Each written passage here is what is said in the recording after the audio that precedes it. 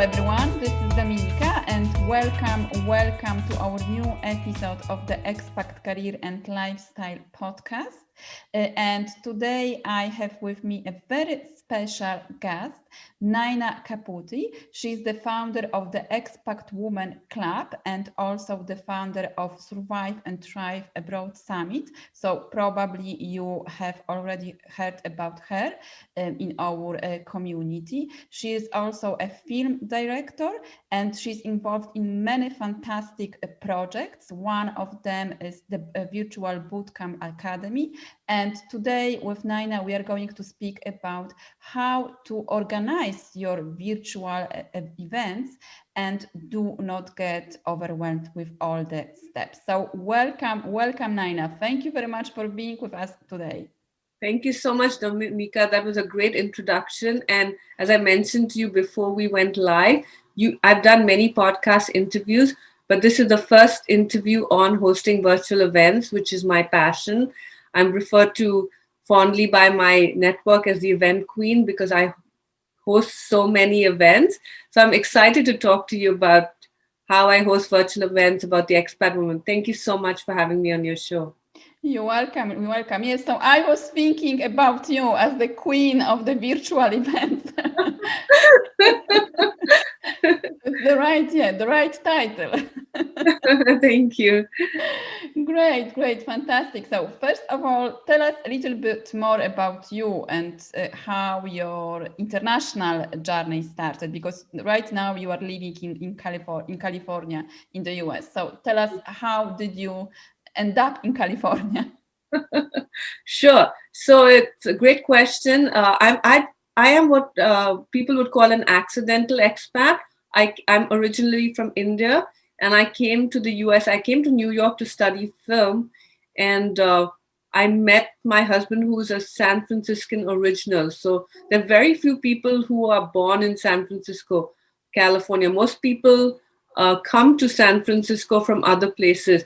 But how we met is another story in itself. But we met, and he's American, but he's a second generation Swiss, French, Italian.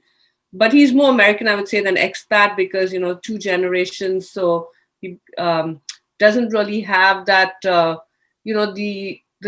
doesn't, I would say, even though he's an amazing partner, like he doesn't understand the challenges that expats face because his parents too were born in the US, if you get what I'm saying. But anyway, that's how I landed up here in California. And did I answer your question? Sorry. Did you ask me anything else, or just how did I become an expat? Right. So yeah, I didn't exactly. Yeah, I didn't plan to live in the US. But when you fall in love and you get, it all happens so quickly. I came to the US with just 2 suitcases of clothes to do, when I was in New York as a student. And so when I came to California, I just still had those 2 suitcases of clothes. And so I was not prepared to set up life here.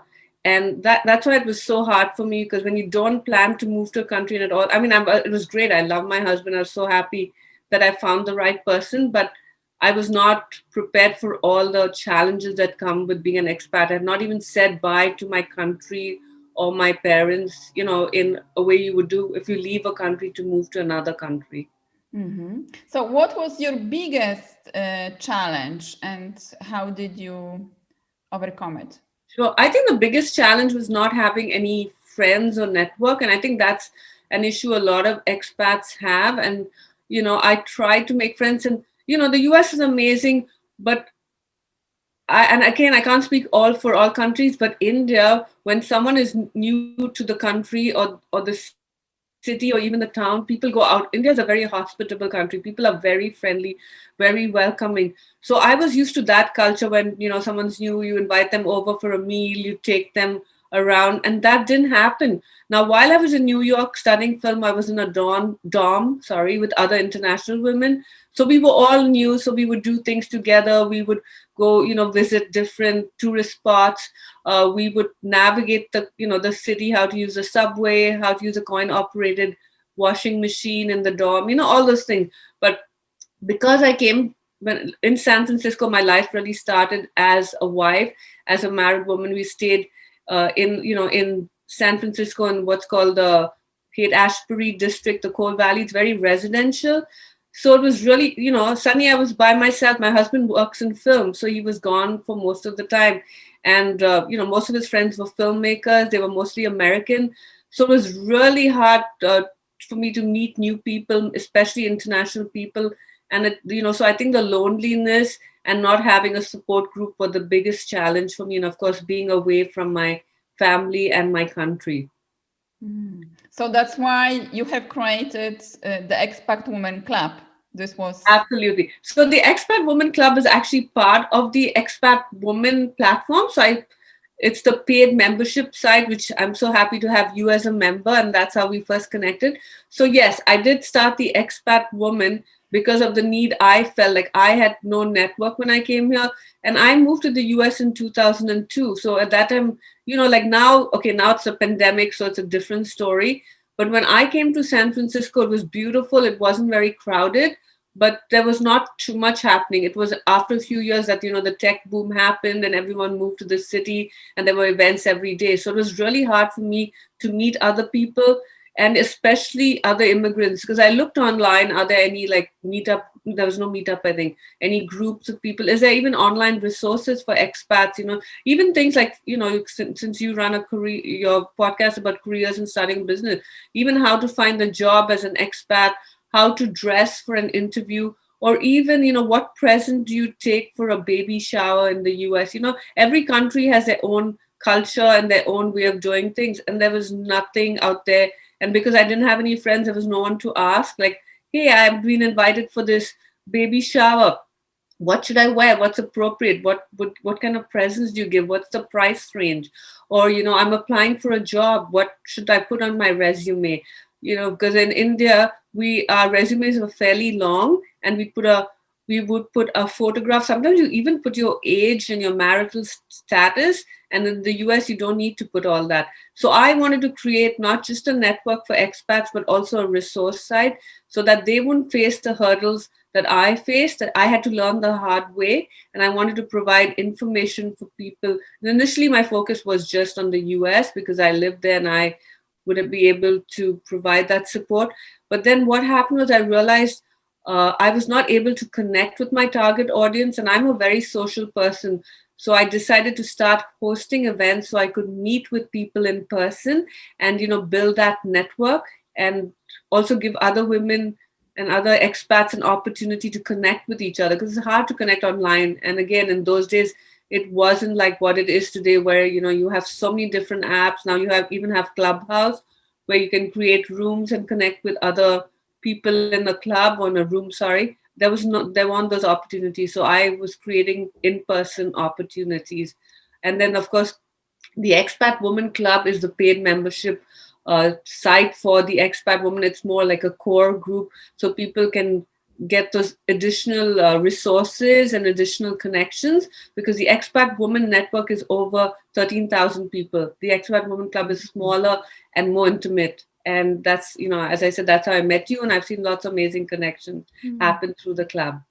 Wonderful. So now you are organizing many digital or virtual events for your audience. So if you can tell us like 3 or 5 main steps, what are like the steps to organize or to start organizing your virtual event? So I don't know, topic or how to promote, how to find the guests for your yeah. event. So what are those main steps?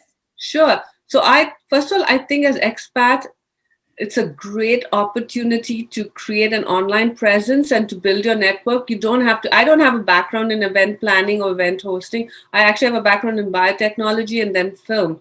But I think anyone can create an event, a virtual event or an in-person event. But I think there are a couple of things you have to keep in mind. First of all, you have to be really passionate about the topic or the event you're creating. If you're just creating an event because someone else is doing something, you say, they're doing it, so I want to copy them. It's not going to work. You have to be passionate about what you do.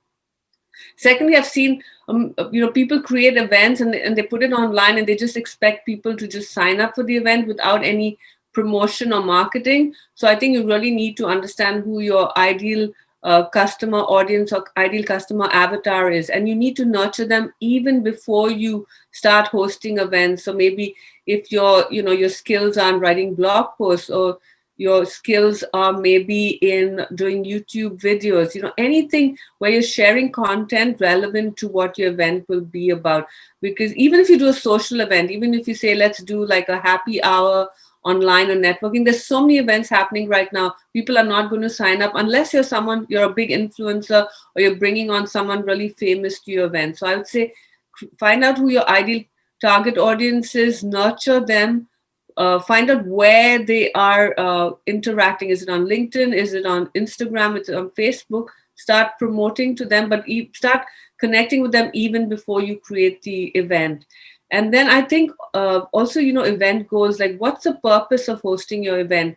Is it because you have an offer, you want to sell something at the end? Or maybe if you're a job seeker, or you're a manager and you want to get to the next level, you start hosting events for your company, or even your own private events where you're sharing your expertise, or you're bringing on experts. So you're creating an online presence, you're building your brand. Because you could write blog posts, you could do YouTube videos, you could do podcasts, but with events, you can see the person, you can connect online, you can have breakout rooms. So you're not only building an online presence, but you're also creating the know, like, and trust factor, because people see you online, they feel like really, they feel that they've made a connection with you, especially if, as I said, you're authentic and you're creating events that you're very passionate about.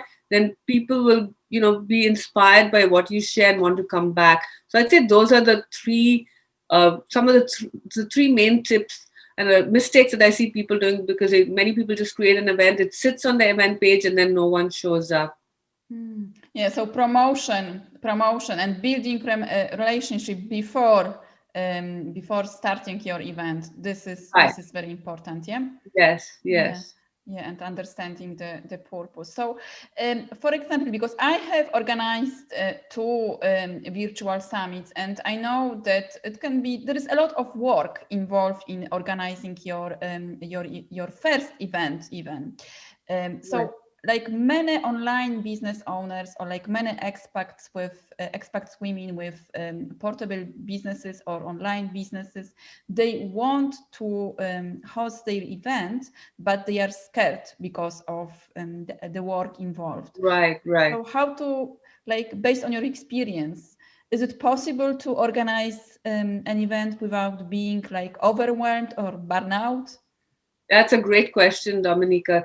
So I would say, when you're just starting off, don't do summits. They are, even I usually do 1 day events, or conferences, but they are very intensive. I agree. So I would say start by doing really short events. And most of my events have been 60 minutes to 120 minutes.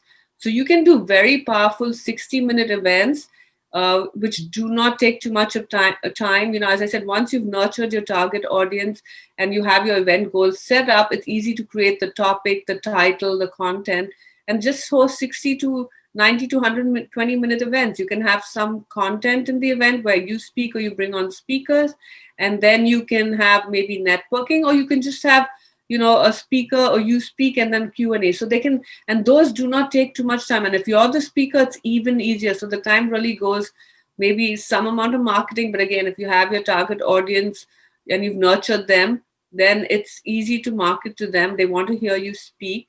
And you just have to create the event on an event platform, promote the event platform. Promote the event page, and people will sign up. Once you've done that, and I say be consistent, do it every month, do it every quarter, maybe do it even every week. If it's easy to host, you can do it every week, and people will start looking forward to it. And then once you've got confident with hosting these short events, then try doing a 1 day virtual summit, which will require more time. But a virtual summit, especially if you're building your email list, or you have an offer that you want to promote, then I'd say do a free 1 day virtual event to start off with. Maybe do one virtual event a year to start with, after you've done a bunch of short events. And give for a short event, I'd say maybe 3 to 4 weeks when you're starting off. Because I've done so many events, I would say 6 to 8 weeks. to create it and promote it. And I have a big mailing list. But otherwise, I'd say 3 to 4 weeks. But if you're doing a virtual summit, then you need at least 60 to 90 days. So that should be a long term strategy. And you should do that once you know what content, what topics, what your audience wants, and also what value you can provide them. Then you can do the larger virtual summit. Yeah, I like this idea with starting with short events like 1 hour or 1 day. So you are like building your muscle for organizing events. One Right, step, one step at a time. Yeah. right. So you said that one of the mistakes that you see that people who are organizing events are making is like not promoting them. So what are the best ways in your experience to promote or to market your virtual event? Sure. So I see them promoting, but it seems very salesy. They just sell, Mm-hmm. they don't really build the audience. They just start selling, selling, selling.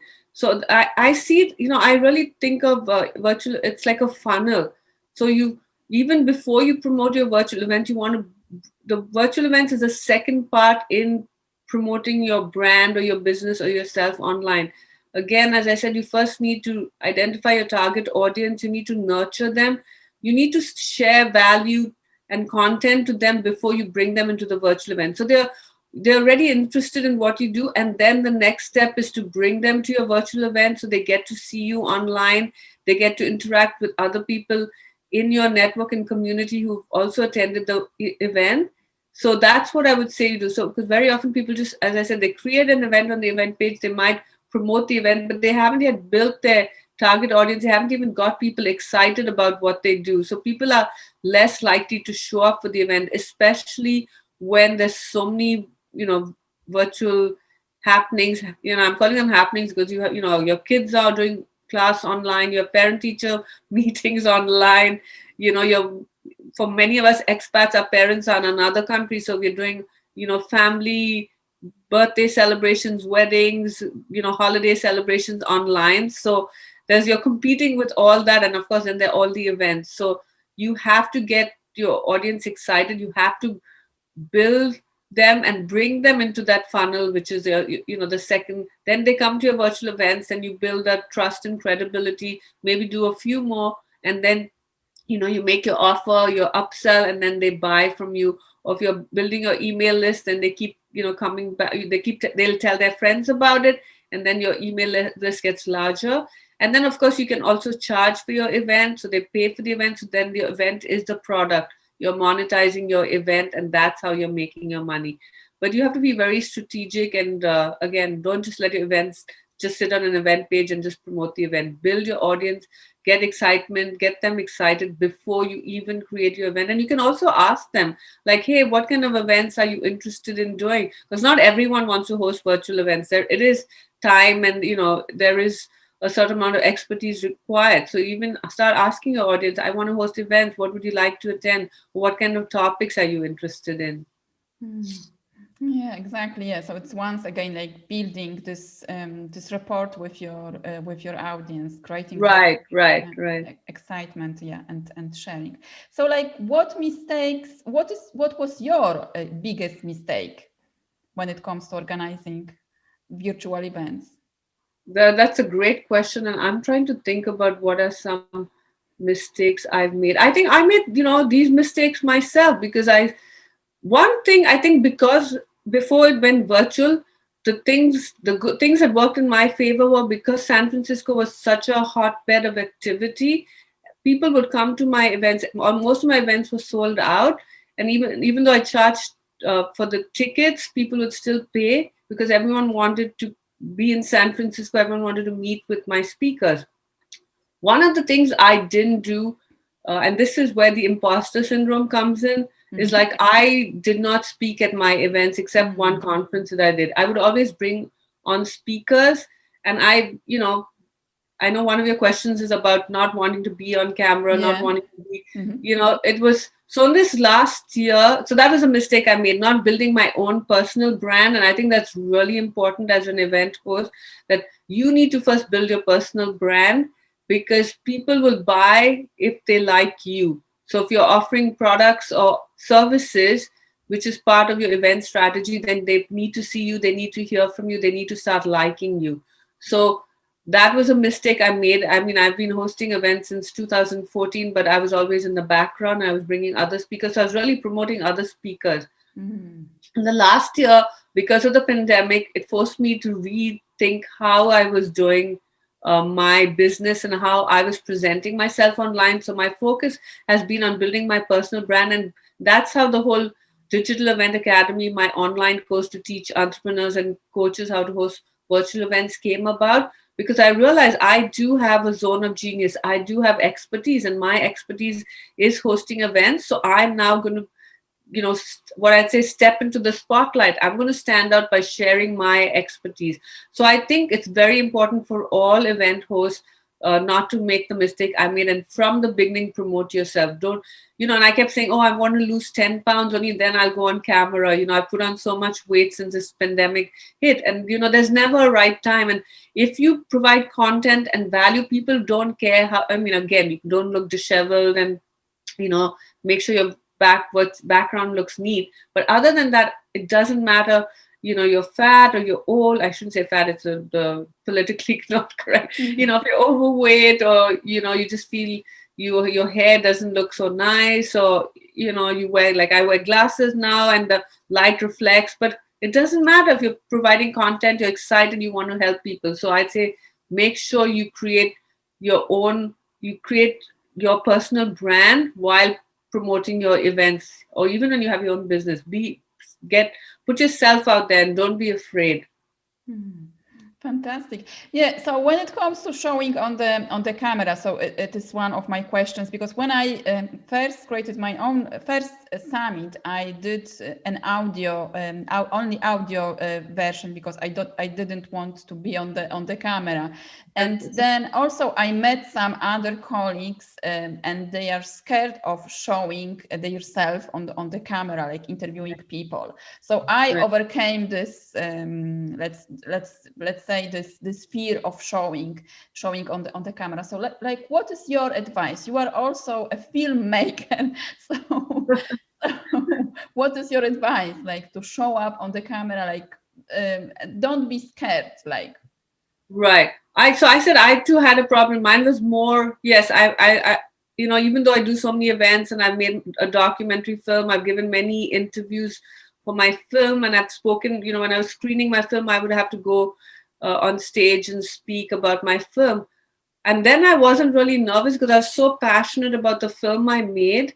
So it was very easy for me to talk about it. So I think that is what we need to focus on, is doing an event or choosing a topic when you're speaking that you're really passionate about. Because if you're really excited about it, if and it could be, it doesn't have to be like a professional topic. Maybe, you're an expat mom who potty trained her baby in a year. You could talk about, if you be on an expat mom event, or you could host your own events on how to, help your kids with, potty. I'm just giving potty training. That's okay. But you know what I mean? If you're excited about something, if you're well versed in the topic and you're passionate about it, and you think, what does my audience want? Why are they coming here today? They're coming here because they have a problem or a challenge and they're looking for a solution. So I'm going to provide them with that solution. So when you take the focus away from you and you put it on your target audience, it will take away some of that fear, because if you're thinking about, oh, they're going to judge me, they're going to, I don't look so good on camera. Maybe, you have an accent, you're in a country where the people have a different accent from you. Don't focus on those things. Just think about, I'm going to provide value. I want to really help my audience. I really want them to leave this event feeling very excited. You will lose some of that fear, and just believe in yourself, and I say keep smiling. I find when I'm nervous and I smile, and and I think also positive affirmations, like talking to yourself, like, I can do this, I am amazing, people will love what I say. And even if no one shows up to my event, I still went ahead and created the event. I had the confidence to put myself out there. So I think constantly praising yourself, which is really important when we suffer from the imposter syndrome. If no one else is doing it for us, we need to do it for ourselves, is so important, because we all are all amazing. We all have these gifts that we can share. So we need to, praise ourselves constantly if we're suffering from this, and just tell yourself, doesn't matter what people say, doesn't matter what people think. Maybe there'll be haters out there, but it doesn't matter, because I believe in myself and I want to share my expertise or my knowledge with the world. I think that will really help people get over that and just do it. It was hard for me initially, and I'm sure, Dominica, you must have, if you did an audio summit, I'm sure you had similar issues to me. So, I think that constantly getting out there and doing it, after a while, it won't feel so scary. And now I can even look at myself on video. For the longest time, I couldn't even bear to look at myself or listen to myself. Like, oh no, I don't want to see myself, So it's just practice too. Yeah, exactly. Yeah. It's all about practice, and also, as you said, shifting the focus, focusing on your audience, and being on your passions, and also being of service to your community. So Right, that can right, definitely help. Fantastic, Nyna. So thank you very much for being with us today and sharing your expertise with us. So tell us, what are your plans for the future, and also how we can connect with you, how people can connect with you, and how can people find you? Thank you, Dominica. This was a great interview. I so enjoyed being on your podcast. So because as I said, my passion is events, and I always would get questions from people about how do we host virtual events? What do we do? I launched an online course called the Digital Event Academy. In fact, yesterday was the first day. It's a 4-week accelerator where I help people go through the steps of creating very successful seller events. My audience is coaches, entrepreneurs, course creators, anyone who wants to create an online presence and use events as a tool to promote their business, their brand, and their expertise. So my next Digital Event Academy is in May, and people can sign up for the wait list. And then also I do have the Expat Women Club, which you're a member of, which is not just for expats. Initially I started the Expat Woman and the Expat Women Club for expats, but a lot of non-expat women join, and it's great because as expats we want to connect with people who are local to the country we are in, and everyone at some point has traveled abroad or wants to travel abroad or wants to live abroad. So it's it's not just expats, but it's a global community of dynamic, talented, professional women like you, Dominica. You are an example of that. So the Expat Women Club is another way people could be part of this amazing community of women who want to create an online presence, who want to promote their brand, who want to step into the spotlight and stand out and sell. Mm-hmm. And when I say sell, it doesn't just mean selling a product or service. We all need to sell constantly, whether you're looking for a job, whether you're looking to be interviewed on podcasts, whether you're looking to promote your blogs or your book, you have to be selling. And selling means putting yourself out there and sharing your expertise and giving value to your audience. Thank you. Wonderful. So thank you very much again. So I will put the links with the show notes so people can go and check more information about the Virtual Academy and also about the Expat Women Club. So please tell us, what are your learning points from this interview? What are you going to do to organize your virtual events? What mistakes maybe you made in the past? So share in the comments, and I will be back soon with another fantastic episode. Thank you very much. Thank you very much, Nyna. Thank you.